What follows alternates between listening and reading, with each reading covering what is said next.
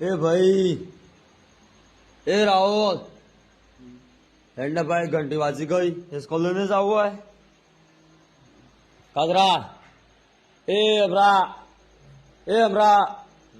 school ને જવું હોય હે ઉઠ એ જીવા એ સ્કૂલ ને જવું હોય